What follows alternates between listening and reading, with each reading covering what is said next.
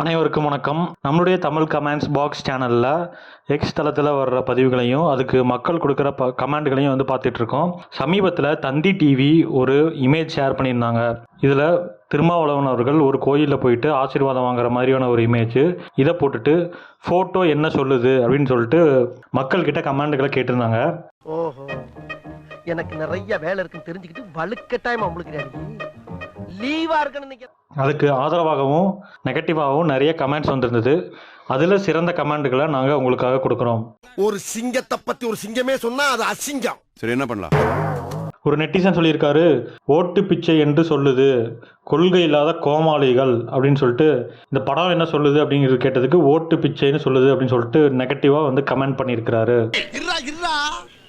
ஒருத்தருக்காக மட்டும் நான் இங்க வரல, 50 பேருக்கு சேர்த்து தான் வந்திருக்கேன். ஒரு நண்பர் சனாதனம் தலைவணங்க வைத்து விட்டது அப்படின்னு சொல்லிட்டு சனாதனத்துக்கு ஆதரவாகவும் திருமாவளவர்களுக்கு எதிராகவும் வந்து இந்த கருத்தை பதிவு பண்ணியிருக்கிறாரு. என்னடா அது புது ட்ரெண்டா இருக்கு, புதுசா கண்டுபிடிச்சு அடிக்கிறாங்களே, நான் என்ன பண்ணுவேன்? ஒரு நெட்டிசன் பாஜக போன்ற மதவாத பாசிச சக்திகளுக்கு தமிழகத்தில் வாய்ப்பே இல்லைன்னு சொல்லுது அப்படின்னு சொல்லிட்டு திருமாவளவன் அவர்களுக்கு ஆதரவாக ஒரு கமெண்ட்டை போட்டிருக்காரு. அறிவிட்டவனே, நம்மளுக்கு இவ்வளவு வேலை இருக்கு, இதான் வேலையாடா? வேலை கிடக்குது, வேலை நம்ம கவுருது என்ன வருது?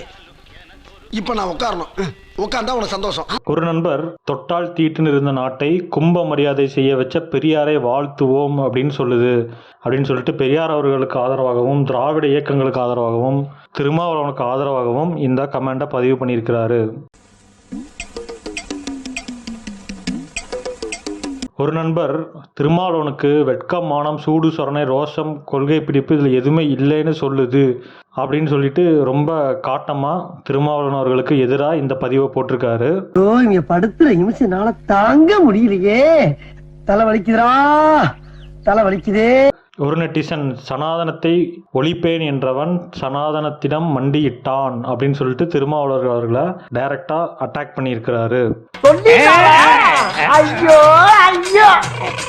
ஸோ இந்த இமேஜ் பற்றி நீங்கள் நினைக்கிறீங்க? திருமாவளவன் அவர்கள் கோயிலுக்கு போயிட்டு இப்போ ஆசீர்வாதம் வாங்குறது, குறிப்பாக அதுவும் எலெக்ஷன் நேரத்தில் இப்படி பண்ணுறதை பற்றி நீங்கள் என்ன நினைக்கிறீங்க அப்படிங்கிறத இந்த வீடியோக்கு கீழே கமெண்ட் பண்ணுங்கள். இந்த வீடியோவை லைக் பண்ணுங்கள், இந்த வீடியோ உங்கள் ஃப்ரெண்ட்ஸுக்கு ஷேர் பண்ணுங்கள், நம்மளுடைய சேனலுக்கு சப்ஸ்கிரைப் பண்ணுங்கள். தேங்க்யூ.